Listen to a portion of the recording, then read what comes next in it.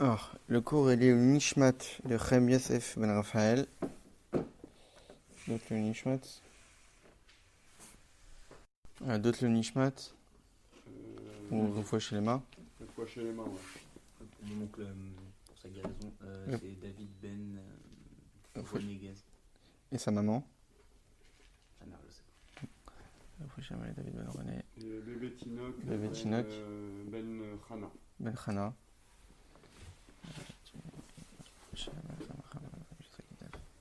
Et on va ajouter Mia. Mia. Bat. Mia Simcha Bat Emma. Non, Mia Simcha Bat Emma. Mia Simcha Bat Emma. Alors, c'est ça, on va étudier une sikha du Rabbi qui traite donc sur la parasha de cette semaine, la parasha de Pekoudé, mais essentiellement sur la fin de la parasha. Alors, de quoi parle déjà la parasha? La parasha nous parle en fait que Moshe Rabbeinu il fait le bilan de tous les dons qui ont été offerts pour l'édification du Mishkan. Combien d'or ont été offerts, combien de cuivre ont été offerts, combien d'argent ont été offerts. Donc il demande à Betzalel et à Oliav, ceux qui sont occupés de la construction du Mishkan, de faire ce compte-là. Ensuite il commence à fabriquer les habits du Kohen Gadol, les 8 habits du Kohen Gadol. On parle que Moshe Rabbeinu il fait l'intronisation de Aaron en tant que Kohen et de ses fils aussi. Ensuite Moshe Rabbeinu il construit le Mishkan. Et à la fin de la paracha, on nous parle que la Shrina, la résidence divine, s'est installée sur le Mishkan. Après que la Torah nous parle que justement la Shrina a commencé à résider sur le Mishkan, il est marqué Vayecha Sanan Etoel Moed Ugvod Hashem Alet Mishkan, que la fumée a recouvert la tente d'assignation et l'honneur de Dieu a rempli le Mishkan. Donc en réalité, la présence divine dans le Mishkan se matérialisait par une fumée. Et la résidence de la Shrina, la Shrina de Dieu était tellement intense au point que, le verset nous dit à la fin de la paracha, Velo yachol Moshe lavo elo el moed, ki shachen alav anan vevogad Hashem maleh et mishkan, que Moshe Rabbeinu n'était pas capable de rentrer dans la tente d'assignation, tellement qu'il y avait la présence divine qui remplissait le tabernacle. C'est-à-dire que même Moshe Rabbeinu n'était pas capable de rentrer dans la tente d'assignation du fait de la présence de la Shrina. Et la Torah finit notre paracha, et donc aussi tout le livre de Shemot, parce que c'est la dernière paracha du livre de Shemot, en y disant que lorsque la fumée, la nuée s'élevait de-dessus le Mishkan, alors les Béni Israël comprenaient que venait le moment de voyager, de se déplacer. On était dans le désert. Lorsque la fumée s'attardait dans un endroit, c'est-à-dire qu'il fallait mettre son campement, mais quand la fumée s'élevait, ça indiquait que maintenant il fallait se déplacer et voyager. Et si la fumée ne s'élevait pas, alors ça voudrait dire qu'on doit rester dans cet endroit-là pendant le temps que Dieu aura décidé qu'on y reste. Donc voilà de quoi parle la fin de la paracha, et donc la fin de tout le livre de Shemot. Et là le Rabbi pose une question, il dit a priori, ces deux versets-là n'ont rien à faire ici. Les deux versets qui nous parlent de comment fonctionnent les déplacements des Béni Israël, qu'en réalité pour se déplacer, ça dépendait du déplacement de la fumée, que si la fumée s'élevait, c'est-à-dire qu'il fallait voyager, si la fumée restait, alors c'est-à-dire qu'il ne fallait pas voyager. A priori, ça n'a rien à faire ici par rapport au contexte. Ça concerne seulement lorsqu'on parle des voyages des Béni Israël, donc en particulier dans le livre de Bamidbar, où là-bas on parle des déplacements des Béni Israël dans le désert, où il serait intéressant de nous préciser comment ça fonctionne. Mais là, de nous dire comment fonctionnent les déplacements des Béni Israël, alors qu'on ne parle pas du tout des déplacements ici, ça n'a rien à faire ici. Tout le sens de la paracha nous parle de la résidence de la Shrina, donc c'est-à-dire que Dieu a résidé dans le Mishkan, après que Moshe Rabbeinu l'ait construit. Ensuite, nous parler de comment fonctionnent les déplacements, même si a priori on pourrait y trouver un lien parce qu'il y a la fumée qui réside, etc. Mais concrètement, ça n'a rien à faire ici. On parle de déplacement de la Shrina lorsqu'on parle des déplacements des Béni Israël, lorsqu'on parle des voyages. Là, on ne parle ni de voyage, on ne parle pas de déplacement, donc ça n'a rien à faire ici, donc on ne comprend pas pour quelle raison la Torah a voulu nous rapporter ces deux versets-là, alors qu'après le contexte ne ressemblait pas à ce sujet-là. Et le Rabbi de continue en nous disant qu'a priori, la question même se renforce d'autant plus. Si on parle que c'est la fin du livre de Shemot, juste après, on commence le livre de Vaïkra, le Lévitique. Comment commence le livre de Vaïkra? Vaïkra el Moshe, que Dieu a appelé Moshe. Que nous disent les commentateurs? Pour quelle raison on nous dit que Dieu a appelé Moshe? Parce qu'en réalité, ça fait suite au verset qui nous dit que Moshe Rabbeinu ne pouvait pas rentrer dans la tente d'assignation. À la fin de notre paracha, comme je l'ai dit tout à l'heure, Moshe Rabbeinu n'était pas capable de rentrer dans le Moed, dans le Mishkan. Pourquoi? Du fait de la présence de la Shrina, où la présence divine était tellement intense que même Moshe Rabbeinu n'était pas capable de rentrer. Quand on commence le livre de Vaïkra, que nous dit la Torah, Dieu a appelé Moshe pour nous dire que de lui-même, il n'était pas capable de rentrer. Mais lorsque Dieu l'appelle, alors là, ça lui indique que tu peux rentrer. Qu'est-ce que ça signifie? Ça signifie que le début du livre de Vaïkra est lié, fait suite au verset, nous indiquant que Moshe Rabbeinu ne pouvait pas rentrer dans la tente d'assignation. Donc quand on nous parle des voyages, ça fait une interruption. Si la fin de la paracha de Pekoudé nous parle que Moshe Rabbeinu n'était pas capable de rentrer dans la tente d'assignation, et le début du livre de Vaïkra nous dit que Dieu a besoin d'appeler Moshe pour lui dire que vas-y maintenant tu peux rentrer, donc les deux versets qui nous parlent des déplacements font une interruption. Donc non seulement ça n'a rien à faire par rapport au contexte de la paracha de Pekoudé, mais aussi ça fait interruption entre la fin de paracha de Pekoudé et le début du livre de Vaïkra. Donc ça renforce la question que ces deux versets n'ont rien à faire ici. Très bien. Maintenant, évidemment que si la Torah a considéré qu'il fallait les mettre là, c'est que forcément, c'est leur place. Et qu'il y a un message qui peut en découler d'ici. Donc le Rabbi continue de nous préciser qu'en réalité, tous les sujets de la Torah sont précis. Donc si le Midrash nous dit que Vaïkra el Moshe, que dans la paracha de la semaine prochaine, Dieu va appeler Moshe pour lui parler, pour lui ordonner, comme on le verra dans la paracha de la semaine prochaine, tous les commandements concernant les sacrifices, parce que le livre de Vaïkra, essentiellement, ça parle des sacrifices.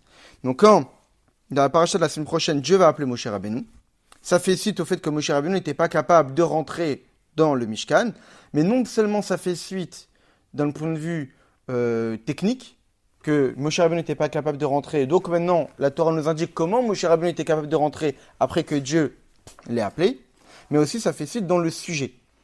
Évidemment que si la Torah a considéré que juste après qu'on parle de l'édification du Mishkan, on nous parle des sacrifices, c'est que forcément il y a un lien entre les deux. C'est-à-dire que le livre de Vaïkra qui nous parle des sacrifices fait suite non seulement au récit de la construction du Mishkan, à l'endroit où justement on allait apporter les corbanotes, mais même aussi aux manières de faire résider la Shrina dans le Mishkan. C'est-à-dire que non seulement la paracha de Vaïkra de la semaine prochaine va nous parler des sacrifices, donc ils sont forcément liés à l'édification du Mishkan, puisque le Mishkan il sert à ça entre autres. Le Mishkan servait en tant qu'endroit où on offrait les sacrifices pour Dieu. Peut-être une fois on étudiera quelle est l'utilité des sacrifices, est-ce que Dieu il mange des sacrifices, quelle est cette notion de sacrifice. Mais le Rabbi de rajouter que non seulement les sacrifices sont liés à l'édification du Mishkan, mais aussi les sacrifices sont liés à la résidence de la Shrina. Puisque c'est de ça dont on parle à la fin de la paracha de Pekoudé. Que la Shrina a résidé dans le Mishkan. Et donc si juste après on parle des sacrifices, c'est que les deux notions sont liées. C'est que lorsqu'on offre des sacrifices, il y a cette idée de faire résider la Shrina ici-bas. Qu'on va essayer de comprendre quel est le lien entre offrir des sacrifices et faire résider la Shrina ici-bas. Et quels sont les différents niveaux dans la résidence de la Shrina. On sait très bien que quand on fait résider la Shrina, ça veut dire qu'on parle de dévoilement divin. Comme on l'avait souvent étudié, les dévoilements divins diffèrent. Des fois, il y a des dévoilements qui sont plus intenses, des fois, il y a des dévoilements qui sont moins intenses. Et donc, en réalité, ces différents dévoilements divins sont liés au sacerdoce, sont liés à la pratique d'offrir des sacrifices. Mais si la Torah a considéré que même si le sujet des sacrifices est lié à l'édification du Mishkan, et même d'autant plus que le fait d'offrir des sacrifices est lié à la résidence de la Shrina, et malgré cela, la Torah a incorporé entre les deux versets qui nous parlent des voyages, des déplacements, c'est que forcément, en réalité, les sacrifices sont plus liés à la notion des voyages des bénis Israël que la résidence même de la Shrina dans le sanctuaire. Parce que la Torah a préféré mettre d'abord les voyages et après parler des sacrifices. Ça veut dire que les sacrifices sont plus liés au sujet des déplacements, des voyages, qu'au sujet même de la résidence de la Shrina.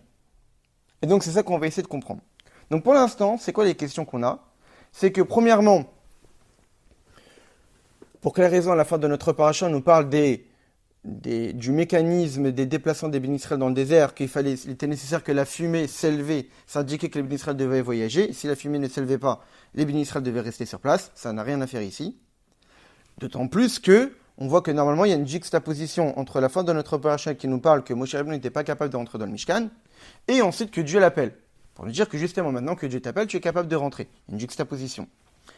Donc, ce sont les deux questions qu'on a jusqu'à maintenant.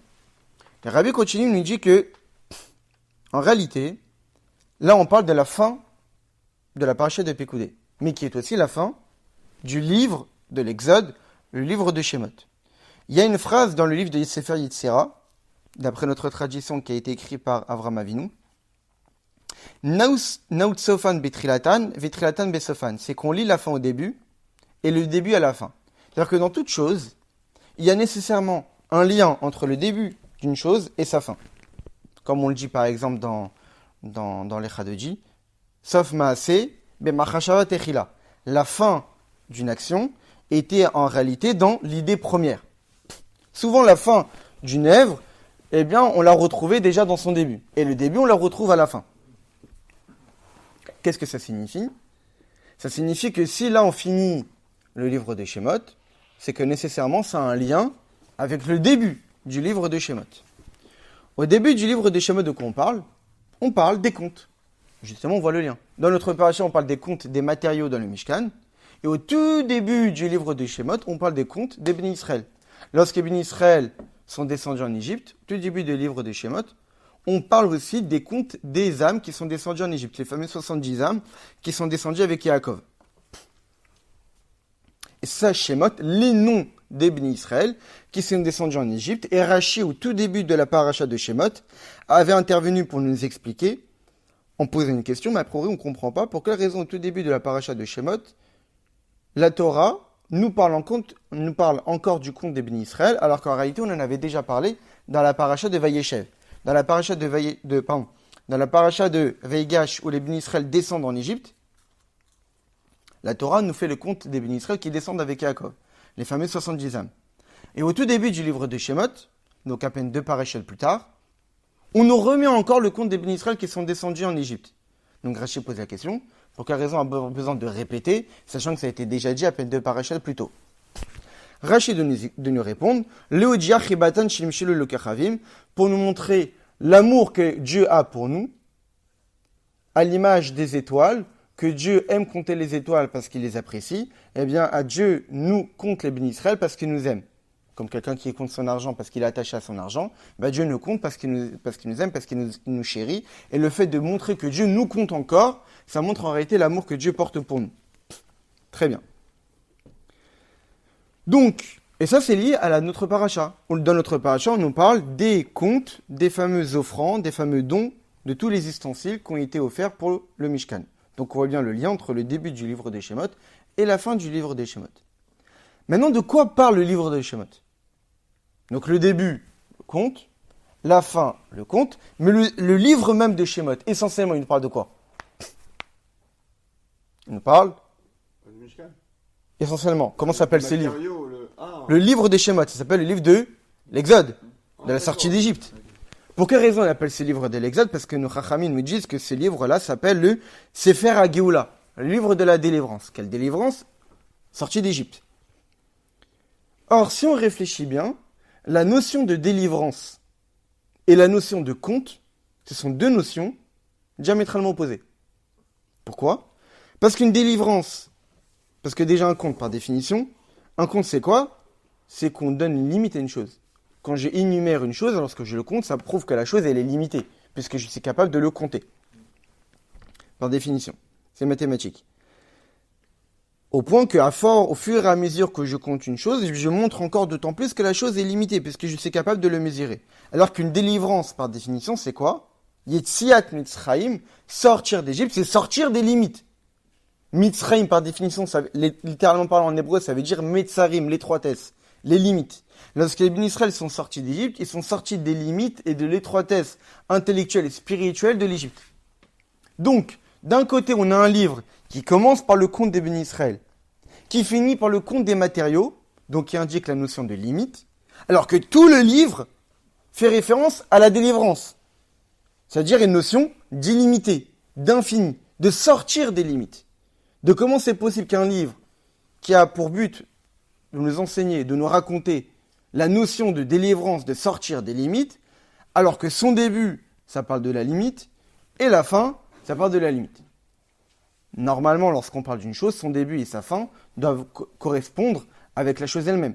Et pourtant là, ce sont deux choses complètement différentes. Et le rabbi de continuer qu'en réalité, on voit ça même au début. Le nom de la paracha, normalement, fait référence au sujet de la paracha. Peut-être souvent on avait déjà abordé ces sujets. Que le nom d'une chose définit la chose. C'est pour cette raison que, en hébreu, lorsqu'on a donné un nom à un certain objet, c'est qu'à travers ce nom-là, on définit l'objet. C'est pour cette raison aussi, souvent c'est marqué dans les textes, que le prénom d'une personne, ça peut plus ou moins définir sa personnalité. Plus ou moins. Même si on voit qu'il y a des personnes qui ont exactement le même prénom, et pourtant ils ne sont pas du tout les mêmes.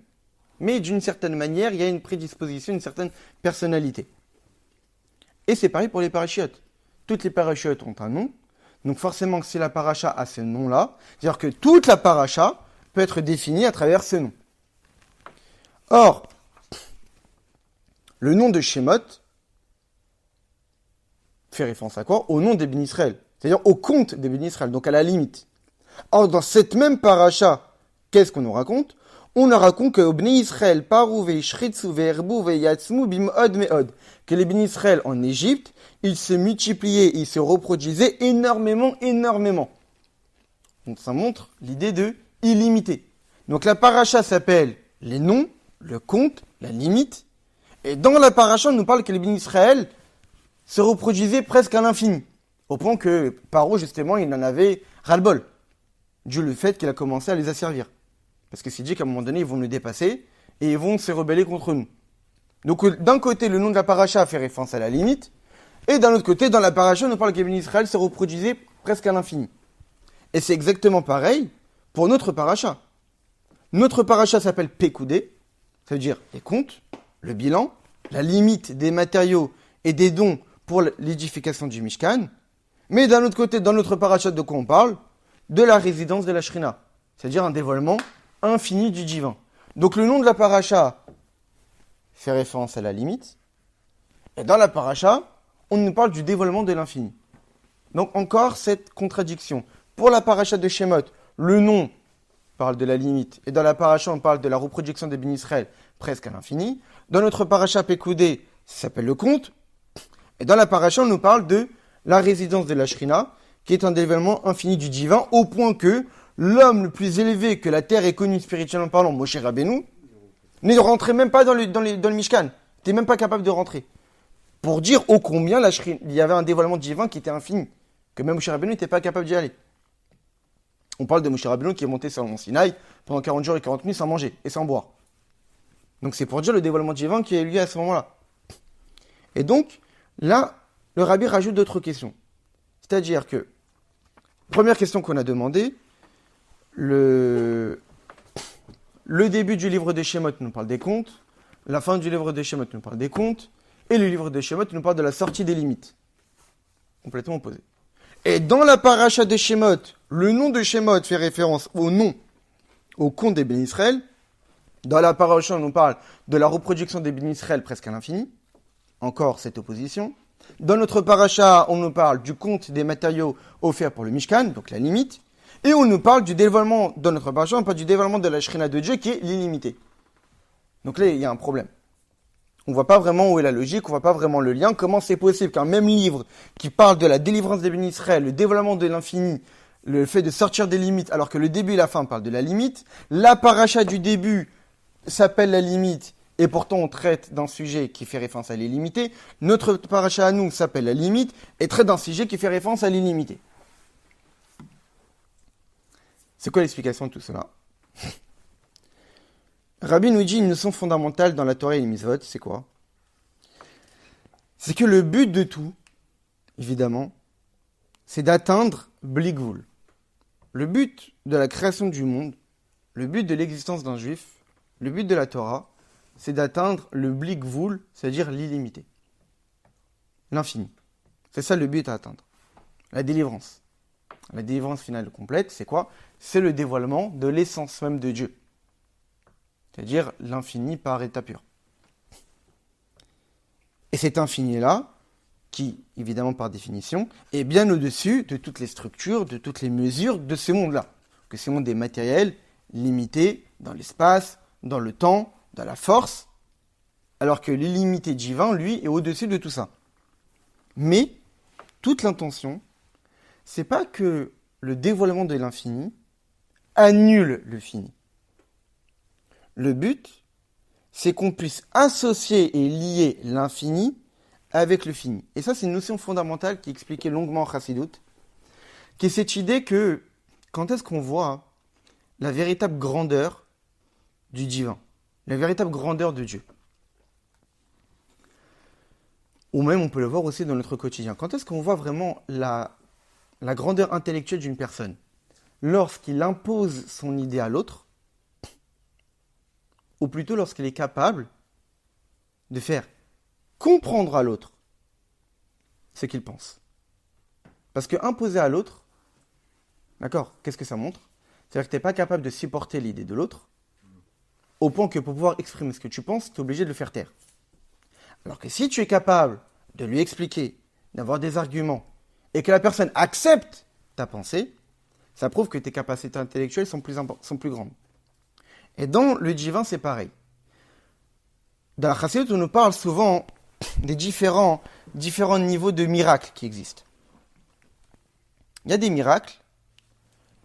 Évidemment, tout miracle fait référence à un dévoilement divin. Dieu a créé un monde qui est basé sur une idée de nature. La nature qui fonctionne. Mais en réalité, même la nature de ce monde, c'est Dieu qui est derrière. Sauf que ça nous paraît comme étant quelque chose de naturel, parce qu'en réalité, ça se répète. En réalité, tout est miraculeux. Même que le soleil qui se lève, qui se couche, etc., tout est miraculeux. Parce que tout est volonté divine, tout est intervention de Dieu.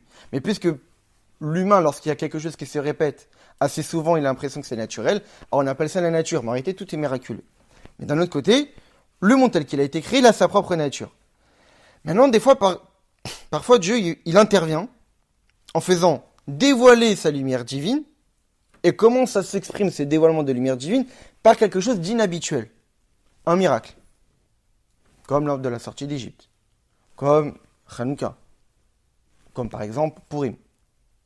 Mais, justement, Purim, par exemple, c'est une particularité. C'est qu'il y a un événement qui a été totalement miraculeux. Évidemment.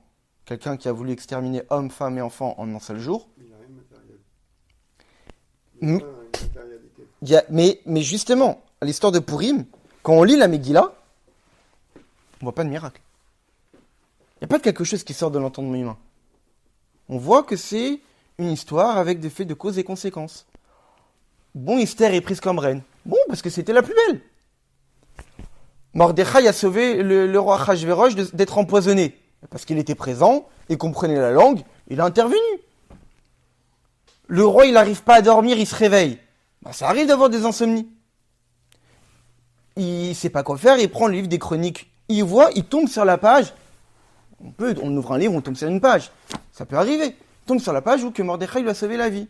Il se dit, je ne l'ai pas récompensé. Je vais récompenser, on va lui mettre les habits du roi, on va lui mettre la couronne, on va lui donner le cheval, etc. Il y a la reine qui intervient et qui demande à son mari, j'aimerais bien faire un petit repas avec toi, Yaman. Très bien. Aman, il veut tuer mon peuple. T'es ma femme. Je suis quand même attaché à ton peuple. Je vais le pendre. Très bien. Magnifique. Belle histoire. Et dans toute la Megillah, il n'y a pas une fois le nom de Dieu qui apparaît. Pas une. C'est le seul livre des 24 livres de la Torah, de tous les écrits de la Torah, la Torah, les prophètes et les hagiographes, il n'y a pas le nom de Dieu qui est mentionné une seule fois. Mais il n'y a que Dieu partout. Mais on le voit nulle part. C'est pour cette raison qu'on explique dans la Chassidut qu'en réalité Purim, c'est un miracle qui est extraordinaire, parce que c'est un dévoilement de Dieu qui est énorme, mais qui n'a pas brisé la nature du monde. Qui a été capable d'exprimer l'essence même de Dieu en empruntant les voies naturelles. Et ça, c'est le niveau le plus supérieur qui existe, le plus élevé. Que lorsque le divin, pour pouvoir s'exprimer, a besoin de briser le monde, comme par exemple lors de la sortie d'Égypte, comme par exemple l'ouverture de la mer. On a cassé la nature du monde.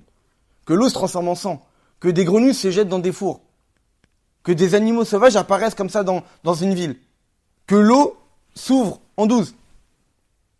Ça veut dire que ce dévoilement divin, qui est vraiment extraordinaire, mais qui a besoin de casser la nature du monde pour pouvoir s'exprimer. Comme quelqu'un, pour pouvoir exprimer sa pensée, il est obligé de faire taire l'autre. Mais lorsque le divin est tellement élevé, qu'il est capable d'accepter la nature du monde et faire en sorte que l'illimité et le limité peuvent coexister. Et c'est ce que nous dit le Rashba dans un de ses livres. Il définit Dieu comme étant le Nimna Animnaot. Nimna Animnaot, celui qui est privé de toute privation. C'est quoi qui est privé de toute privation? C'est-à-dire que Dieu, c'est pas quelqu'un qui serait empêché de faire quelque chose parce que ça ne le correspond pas. Dire que Dieu ne peut pas se trouver dans tels endroits, ou dire que Dieu n'est pas capable de faire telle chose, parce que Dieu est illimité, c'est mettre de la limite à l'illimité de Dieu. Dire qu'il y a l'illimité et il y a la limite, et que dans l'illimité, il n'y a pas de limite, c'est donner une limite à Dieu. Dire que Dieu n'est pas capable de s'exprimer dans la limite, c'est dire que Dieu est limité. Puisqu'il ne peut s'exprimer que dans l'illimité. Quand est-ce qu'on voit la véritable grandeur de l'essence même de Dieu? C'est que malgré son illimité, il est tout à fait capable de s'exprimer dans la limite. Et donc en réalité, lorsqu'on dit que le but à atteindre la délivrance, c'est d'atteindre le blikvoul, l'illimité, quand est-ce que s'exprime le véritable infini divin, le véritable dévoilement de l'essence même de Dieu, lorsque ça se dévoile dans la limite. Parce que si ça se dévoile seulement dans des circonstances particulières, seulement dans des endroits particuliers, seulement à des moments particuliers, ça prouve que la lumière divine n'est pas si grande. C'est ça. Parce que c'est limite à un endroit, parce que c'est limite à un temps, parce que c'est limite à une personne. Mais si ça concerne tout le monde, en tout temps, en tout endroit, malgré la bassesse, ça prouve que c'est au-dessus de tout. Et cette idée-là, on peut le voir dans le livre de Hoshea, où là-bas on parle du compte du nombre des bénis Israël. Il y a marqué Vayam mispar bénis Israël kechalayam, et le nombre des bénis Israël sera comme le sable des océans. Ashir lo yimad velo yisaper, qu'on ne peut mesurer, qu'on ne peut compter. C'est-à-dire qu'on parle du nombre des bénis Israël qu'on ne peut compter. Mais si c'est un nombre, c'est qu'on peut le compter. Mais on parle d'un nombre qu'on ne peut pas compter. C'est-à-dire l'idée de nombre, donc limite, mais qu'on ne peut pas compter. La réunion de la limite et de l'illimité. Et c'est exactement pareil pour le Mishkan. La résidence de la Shrina, qui est au-dessus de toutes les limites, est bien résidée dans un endroit avec des mesures, avec une taille. Le Aaron, à Kodesh, avait une taille. Le Mishkan avait une taille. Les poutres avaient une taille. Et pour autant, malgré toutes les mesures de cet endroit-là, il y avait l'essence même de Dieu qui s'est dévoilée. Donc la réunion de l'infini avec le fini. Pourquoi? Parce qu'en réalité, tout le but de la création du monde, comme on l'avait souvent étudié, c'est la fameuse phrase de nos maîtres dans le Midrash, Nitave akadosh baruch hu liot lo dira betartanim, que Dieu a désiré avoir une demeure ici-bas. C'est expliquant en Chassidut qu'on sait pourquoi Dieu a créé ce monde, mais on ne connaît pas la raison de cette raison. Alors qu'on sait pourquoi Dieu a créé ce monde, pour résider dans le monde le plus bas qui existe. Mais non, pourquoi Dieu il veut ça? Ça dépasse notre entendement. Mais on le sait. Le sage nous le dit. Et ça, ce désir, cette volonté de Dieu, se concrétise par deux notions. Premièrement, que c'est d'être une demeure pour lui. C'est-à-dire, pour lui? Pour l'essence même de Dieu. D'ailleurs, au-dessus de tout. Pas une lumière divine, pas un rayonnement divin, mais Dieu lui-même. Deuxièmement, cette demeure se doit d'être édifiée ici-bas, dans ce monde matériel où il n'y a pas de monde plus bas que celui-là. Et ce qui prouve, comme expliqué en Chassidut, ce qui prouve que le but c'était bien ce monde. Parce que si le but de la création, c'était les mondes divins et spirituels, pourquoi avoir besoin d'avoir créé ce monde? Forcément, si ce monde matériel a été créé, c'est que le but s'y trouve. Il n'y a pas plus bas que ça. Si le but était dans les mondes divins et spirituels, Dieu se serait arrêté là-bas. Si Dieu a continué le processus de création jusqu'à arriver à ces mondes physiques et matériels, c'est que forcément le but est ici, et non pas là-haut. Et donc, le désir de Dieu se concrétise par deux caractéristiques. Première caractéristique, c'est une demeure pour lui, pour l'essence même de Dieu. Deuxième caractéristique, que cette demeure-là se trouve ici-bas, dans ces mondes matériels. Et ces deux notions, la demeure pour l'essence même de Dieu, et que cette demeure-là se trouve ici-bas, s'expriment de manière générale dans la différence entre nos âmes à nous, l'âme des bénis Israël, et le monde. C'est quoi l'idée?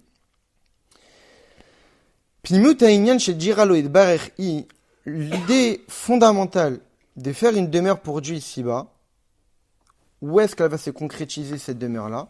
Davka, la dour velishkon benishmot Israël, précisément dans la résidence des nishamot des bénis Israël, parce que nous, les bénis Israël, nous sommes aptes à recueillir l'essence même de Dieu.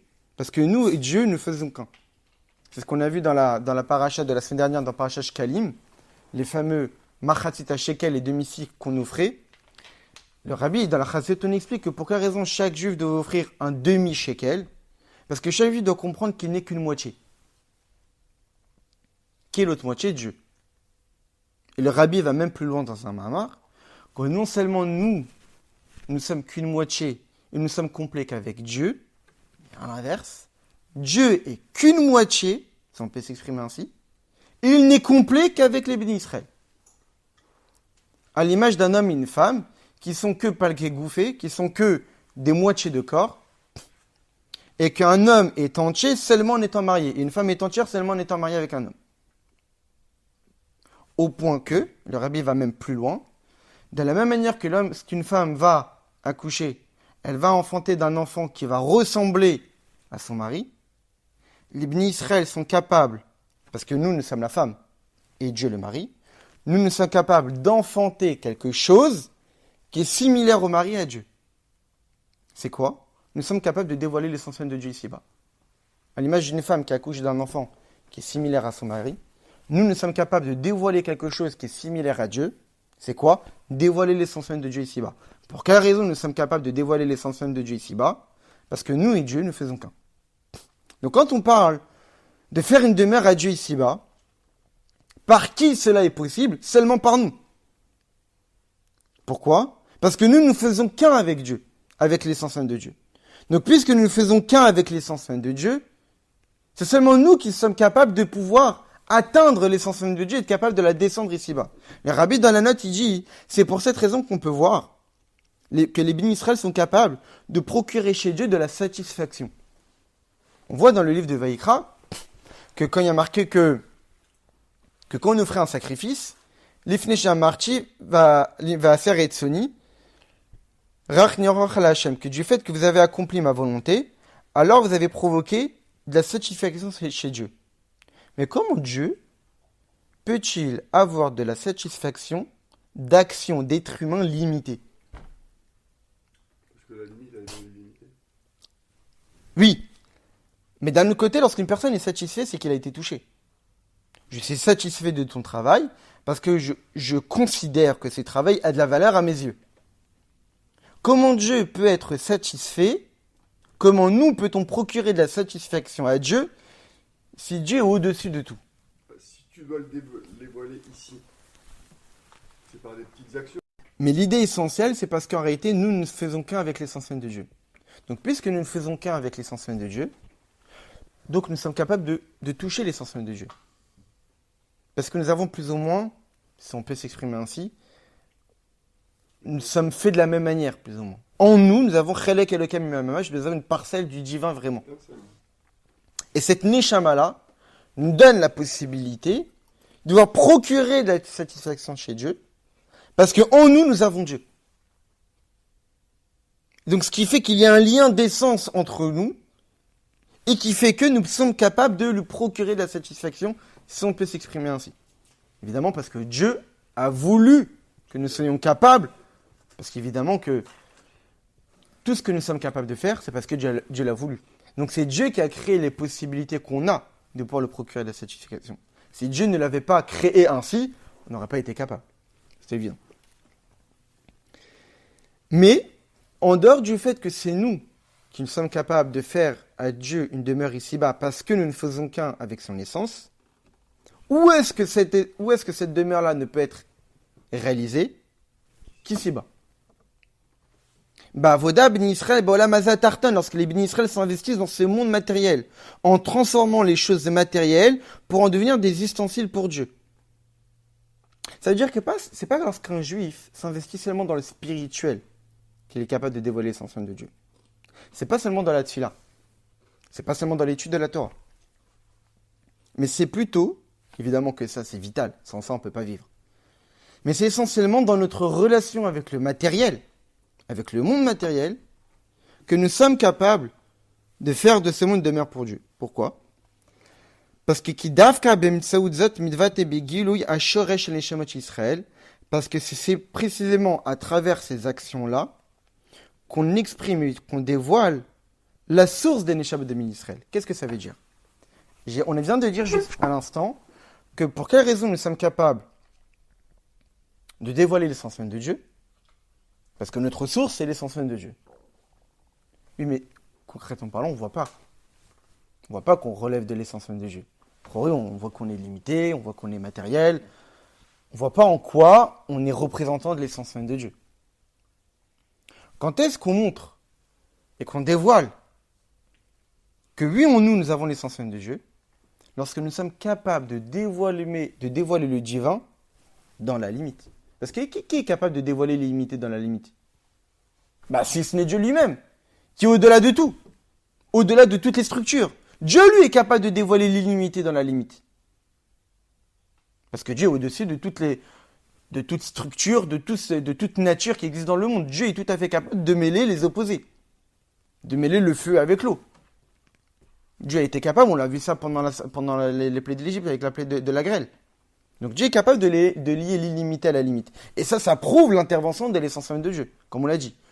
Parce que s'il y a seulement l'infini qui se dévoile en brisant la limite, en faisant en sorte que la limite ne coexiste pas avec ce dévoilement-là, ça prouve que le dévoilement divin était limité. Mais si le divin est capable de se dévoiler tout en faisant en sorte que la limite subsiste et existe, ça prouve que c'est l'essence même de Dieu qui intervient ici. Donc quand est-ce qu'on est capable de montrer que nous aussi nous sommes attachés à l'essence même de Dieu? Lorsqu'on s'investit dans ces mondes matériels. Pas lorsqu'on se met de côté, en étudiant la Torah dans son côté, en priant seulement en ayant un service de Dieu spirituel. Non, ça montre que ta relation avec Dieu, c'est seulement dans le divin. Donc tu es limité. Donc tu ne relèves pas de l'essence même de Dieu. Quand est-ce que tu montres que tu relèves de l'essence même de Dieu? C'est que même dans ces mondes matériels, que même dans des situations où tout est caché, tout est voilé, tu ne vois pas du divin, tu es capable de dévoiler le divin. Que quand tu manges comme un juif. Que quand tu bois comme un juif. Que quand tu travailles comme un juif. Que quand tu discutes comme un juif. C'est-à-dire que tu n'attends pas d'être dans une synagogue pour être juif. Tu n'attends pas de prier pour être juif. Parce que c'est seulement dans des endroits particuliers ou dans des jours particuliers que tu montes ta relation au divin, ça prouve que tu ne relèves pas de l'essence même de Dieu. C'est-à-dire que tu es limité dans le dévoilement divin, que pour toi le divin ne s'exprime que dans un endroit, dans un moment, dans certaines actions. Mais si tu es capable de dévoiler le divin, même dans ton quotidien le plus lambda possible, ça prouve que là, tu es attaché à l'essence même de Dieu. Et puisque ça prouve que tu es attaché à l'essence même de Dieu, alors tu seras capable de le dévoiler.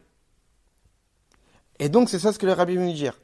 Quand est-ce qu'on remarque Bigiloui, chez Israël, Mjiralu Idbarer, quand est-ce qu'on voit concrètement que nous, le peuple juif, nous sommes la véritable demeure de Dieu, comme on l'a vu dans le parashat de Teruma. Vasuli Migdash, Veshachanti Betocham, faites-moi un sanctuaire et je résiderai parmi vous. C'est vous le véritable sanctuaire. Exactement. Maintenant, quand est-ce qu'on montre, quand est-ce que c'est visible que nous, en tant que juifs, nous sommes capables de faire résider l'essence même de Dieu ici-bas? Que nous sommes unis avec l'essence même de Dieu, Bli shum agbala vikouf, sans aucune limite, sans aucun retard. Rakacher gamamik balot la tartonim enan mavot mirchol. Lorsqu'on montre que même les limites de ces mondes, que même les oppositions de ces mondes ne sont pas des embûches pour nous.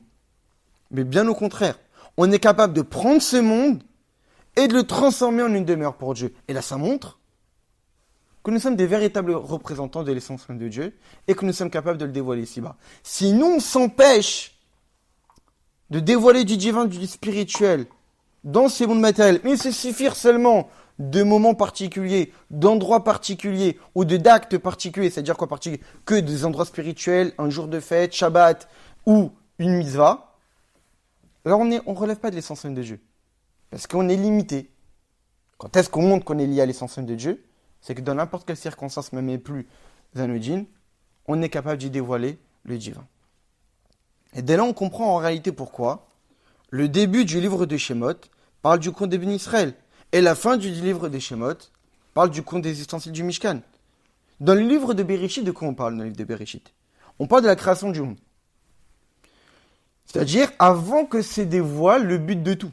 C'est quoi le but de tout, comme le dit Rashi au tout début de la Torah? Bereshit bara Elokim, au commencement Dieu créa le ciel et la terre. Bereshit, bet Reshit. Pour deux prémices. Pour deux prémices, le monde a été créé. Qui sont ces deux prémices? Israël et la Torah. Le monde a été créé pour les bénis Israël qui étudient la Torah. Mais, dans tout le livre de Bereshit, le but de la création n'est pas encore apparu. Il n'y a pas encore de peuple juif, il n'y a pas encore eu le don de la Torah. Mais lorsqu'on rentre dans le livre de Shemot, c'est le qu'on finit, eh bien, on nous parle de l'apparition du peuple juif, la sortie d'Égypte, c'est notre naissance en tant que peuple, et on parle de la Torah. Et c'est à travers le peuple juif et la Torah que se concrétise la raison de la création du monde, comme on l'a dit. Et ça a un début, c'est une fin. C'est-à-dire que le but véritable, qui est que les bénis Israël sont avec la Torah, ça a un début et ça a une fin. C'est quoi le début? Parachat Shemot. De quoi on parle dans la parachat de Shemot? C'est quoi le début? C'est que les bénis Israël ne font qu'un avec l'essence même de Dieu, comme on l'a dit. Le but, quand est-ce que ça commence? En montrant que nous sommes attachés à l'essence même de Dieu. Et c'est ça en réalité qu'au tout début du livre de Shemot, Dieu nous a compté pour montrer son amour et son attachement à nous. Pour montrer que nous sommes un. C'est pour cette raison qu'au tout début du livre de Shemot, Dieu nous a compté. Même si c'est, a priori, de la limite. Mais ça montre un lien fondamental entre Dieu et nous, qui montre quoi? Que nous, les bénis Israël, nous ne faisons qu'un avec lui. Et donc, nous serons capables de dévoiler son essence.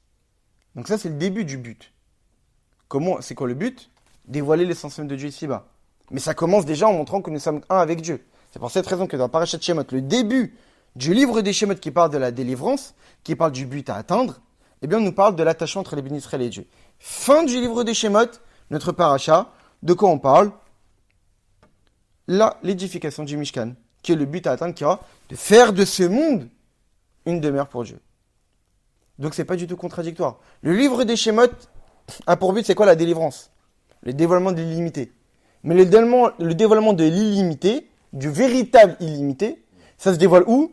Dans la limite. Et comment on est capable de dévoiler l'illimité dans la limite? Si les bénis Israël sont attachés à l'essence même de Dieu, Parashat Shemot, où Dieu nous a compté pour montrer qu'il nous chérissait et qu'il nous aimait, et que cette essence-là, on la dévoile où? Dans ce monde matériel. Notre paracha, l'édification du Mishkan. Très bien. Pour l'instant, on n'a pas vraiment encore répondu à la question qu'est-ce que ça vient faire ici, les voyages? J'ai l'impression déjà que... Et donc maintenant qu'on a expliqué que la source des bénis Israël, telle qu'on est uni avec l'essence même de Dieu, se dévoile précisément en s'investissant dans ces mondes matériels, pas en étant en autarcie, mais vraiment dans ce monde matériel. C'est-à-dire quoi dans ce monde matériel? Dans un endroit où tout est caché.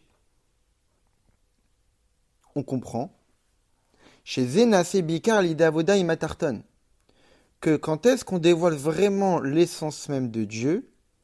Lorsqu'on fournit des efforts dans la transformation de ce monde le plus bas, où de manière naturelle, il n'est pas un réceptacle pour le divin, parce que ce monde, foncièrement, c'est Olam HaSheker, c'est un monde de mensonges. Foncièrement, comme c'est marqué dans les livres, c'est un monde où les forces du mal sont prépondérantes beaucoup plus que le bien. C'est un monde où on ne sait même plus distinguer le bien du mal.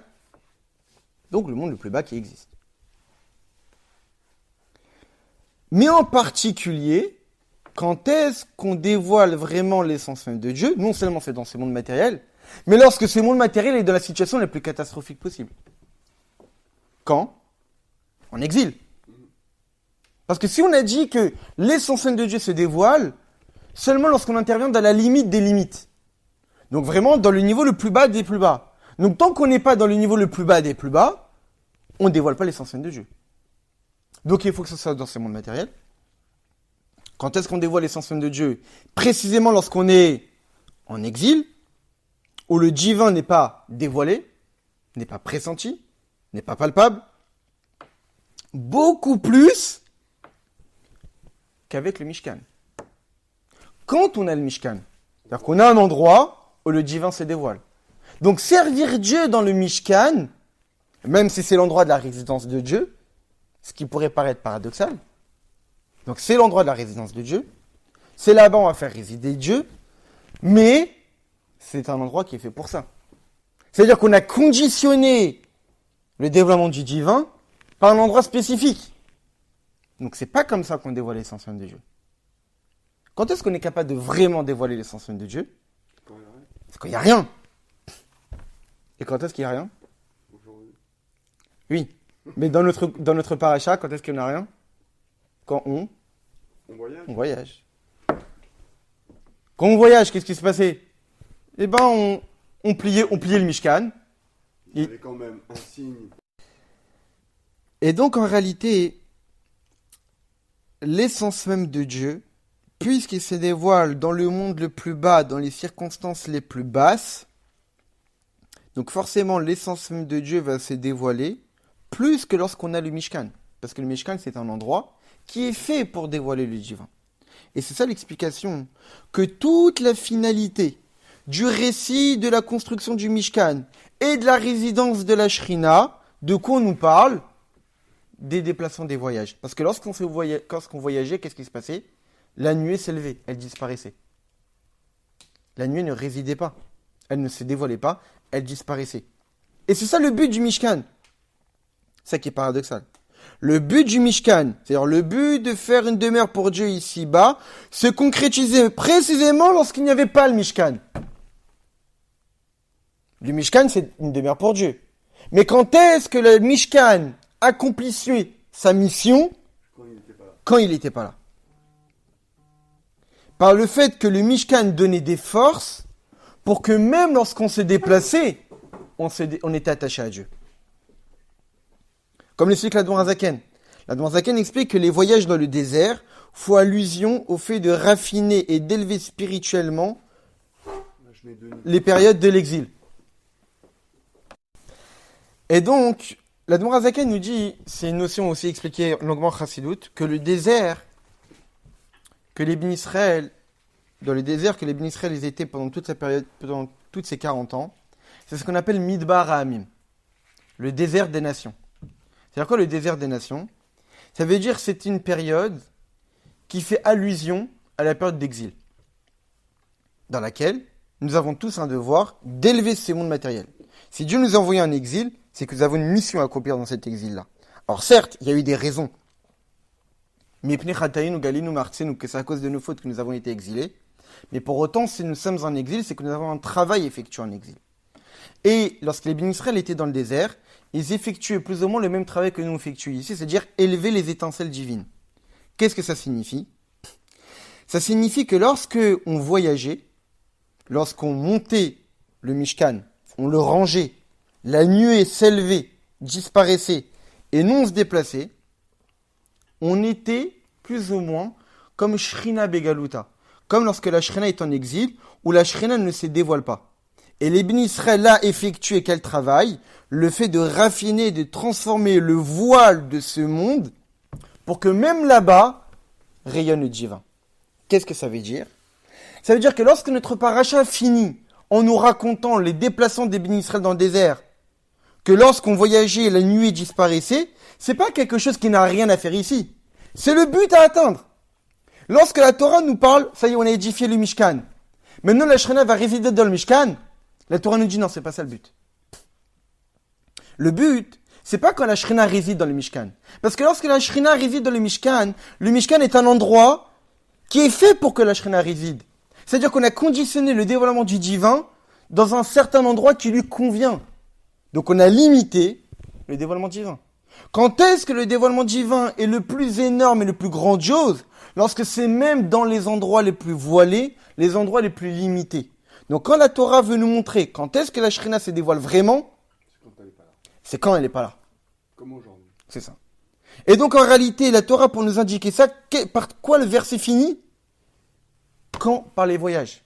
Quand tu voyages, la nuée s'enlève, et c'est là où la Shrina, tu seras capable véritablement de la faire résider, où tu seras véritablement capable de dévoiler l'essence même de Dieu.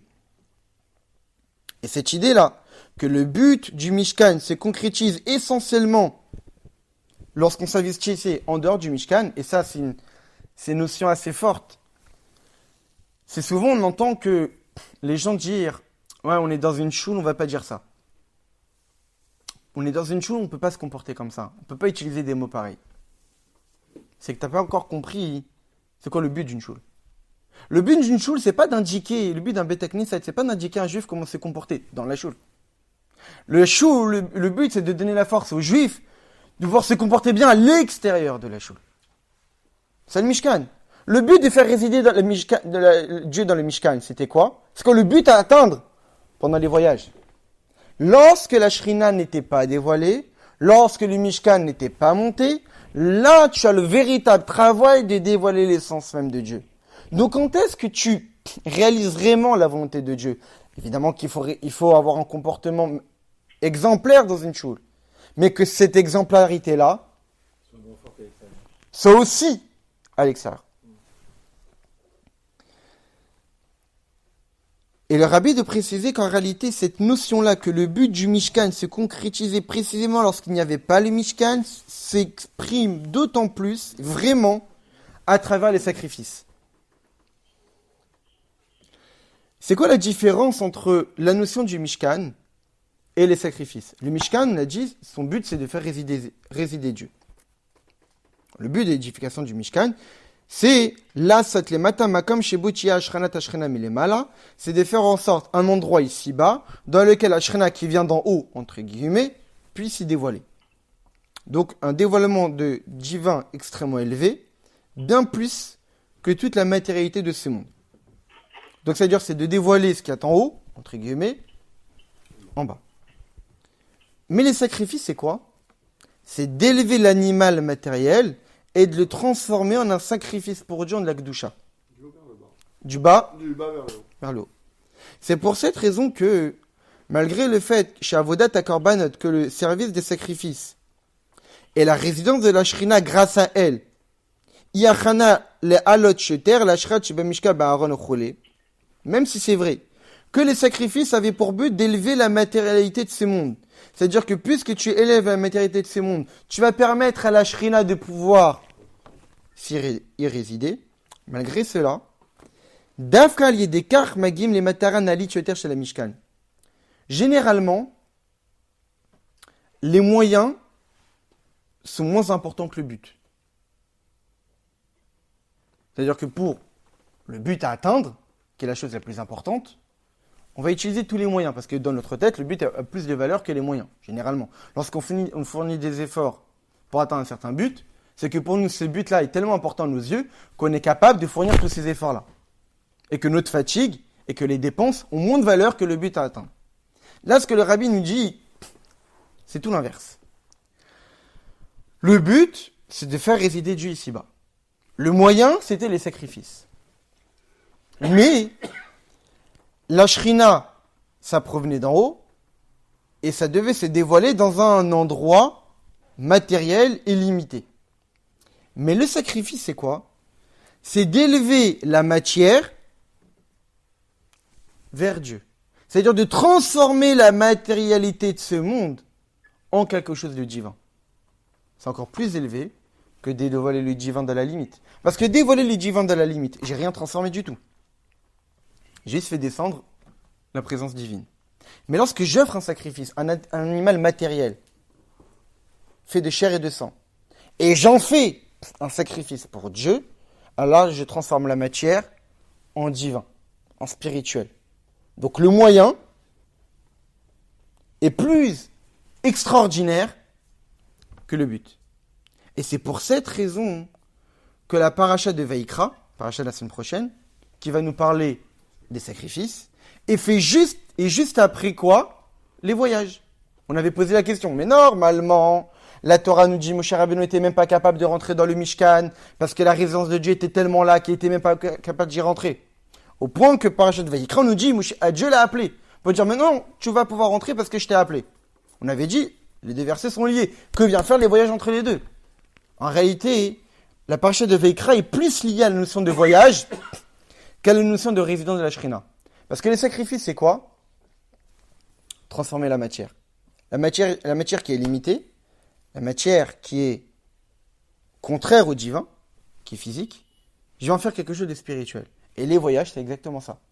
Tu es dans un endroit où il n'y a pas de Shrina, tu es dans un endroit où tout est caché, tu es dans un désert, où tout est voilé, tu es en exil, et pour autant, tu vas quand même les transformer pour faire résider l'essence même de Dieu. Donc, c'est... C'est quoi l'enseignement?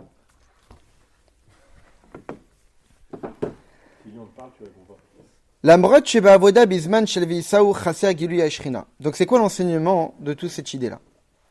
Malgré le fait que nos efforts dans une période où on voyage, c'est quoi une période où on voyage? C'est une période où il manque le développement de la Shrina. Malgré cela, c'est précisément par ces efforts-là, dans ces périodes où tout est caché,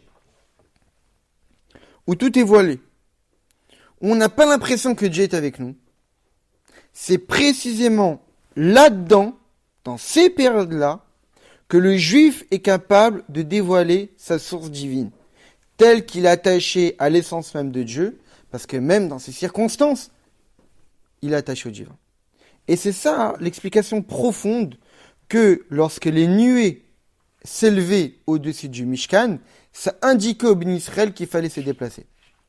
Même si extérieurement, il semblerait que lorsque la Shrina se lève, se voile, a priori c'est quelque chose de péjoratif et négatif. Allô? Arbi pnimiyut. Ouais, on t'a parlé, tu répondais même pas. Extérieurement, c'est vrai que ça semble comme étant Kessilou Kashrina. La Shrina, elle disparaît parce que lorsqu'on se déplace, la nuée, elle s'est levée. Arbi pnimiyut, mais profondément. Lokrim shefa miderga shema'al le anan. On prend une influence qui provient d'un niveau plus élevé que la nuée. Lorsqu'on disait que la nuée s'élevait pour indiquer au béni Israël de voyager, ça ne veut pas dire que la Shrina disparaissait. Ça veut dire qu'on atteignait un niveau encore plus élevé de dévoilement. Pourquoi? Parce que c'est précisément dans les efforts qu'on fournit, où on descend dans un niveau plus bas, où le Mishkan n'était pas monté, où on était dans le désert, où la nuée s'élevait. Ça veut dire que pendant les moments où on s'est déplacé, on fournissait des efforts qui nous permettaient d'atteindre des niveaux spirituels beaucoup plus élevés, comme on l'a dit, l'essence même de Dieu. Et que lorsqu'après on allait remonter le Mishkan, ce niveau qu'on avait atteint, on allait le faire dévoiler dans le Mishkan. Ça veut dire que le Mishkan, la Shrina y résidait. On se déplaçait. Dans les périodes où on se déplaçait, on était capable d'atteindre de niveaux plus élevés. Comme ça, lorsqu'on allait remonter le Mishkan, ce niveau plus élevé allait se dévoiler, qu'on n'avait pas dans le Mishkan qui était monté avant. Et c'est ça l'enseignement pour chacun et chacune d'entre nous. Il ne faut pas mettre de l'importance à l'obscurité de l'exil. En particulier, chacun le sait très bien. Chacun connaît son niveau spirituel, sa situation, et l'exil privé personnel qu'on a. On a tous notre mauvais penchant, on a tous nos défauts, on a tous nos manques, chacun se connaît. Mais chacun doit savoir Shalié Dekar, chez Yehudi, Mevatzet, Shlichut Hashem, Bechol Masehem, que le juif accomplit sa mission dans tous ses déplacements, c'est-à-dire quoi? Dans toutes les situations dans lesquelles il se trouve, et ne pas attendre des situations où tout va bien spirituellement, mais que quand la personne malheureusement fait des erreurs, de se dire, c'est l'hécatombe, non. Même dans les périodes où tout semble voilé, où tout semble catastrophique, à Réaz, à ce moment-là, Imasao Kashur la Nanachem, si tu prends conscience que quand tu te déplaces, qui t'indique que tu es déplacé? C'est pas toi-même. C'est la nuée qui t'a indiqué. Tu sais que tu t'es déplacé parce que la nuée est montée. C'est-à-dire que si le juif a conscience que tous ces événements dans sa vie sont régis par Dieu, et il sait que c'est Mahachem Mitzadega Verkonenu, que c'est Dieu qui déplace mes pas, que si Dieu a voulu que j'arrive dans tel endroit ou dans tel endroit, et que je vis ça dans telle situation, ce n'est pas le hasard. Mais c'est Dieu qui m'a indiqué à l'image de la nuée qui s'est montée, et qui a indiqué au béni Israël, maintenant il faut se déplacer. Et chacun dans sa vie doit se dire, qu'en réalité, si je suis arrivé à tel endroit, à tel moment, je suis à tel endroit, j'ai rencontré telle personne, c'est pas le fruit du hasard. C'est Dieu qui m'a indiqué qu'il fallait que j'aille dans tel endroit. Et chez Bechol Makom ou Bechol Matzav chez Bahem ou Charouille, et que dans chaque endroit et dans chaque situation où ce juif va se trouver, je suis toujours attaché à la mission que Dieu m'a confiée.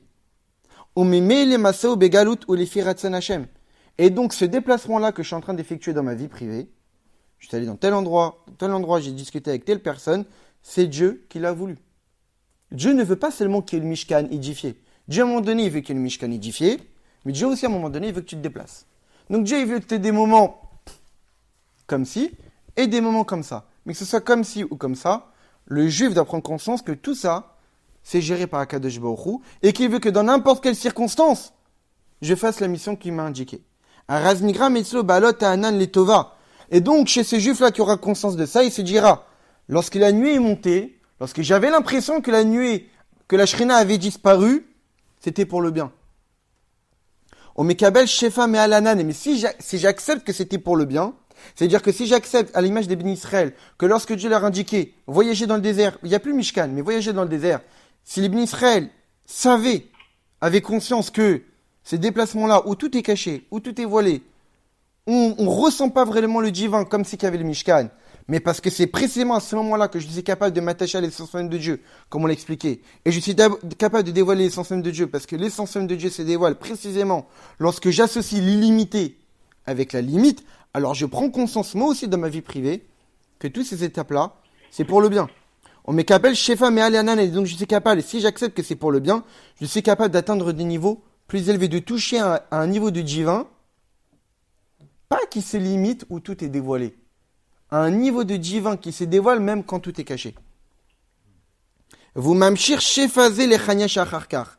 Et si ce juif a cette conscience-là, il fournit les efforts malgré les difficultés, et il sera capable d'atteindre l'essence même de Dieu, ce niveau de divin encore plus élevé, et de le faire descendre dans l'étape d'après, suivante, Hachi Israël vekucha berichu kulachad, et d'atteindre le but véritable où le juif et Dieu ne font qu'un.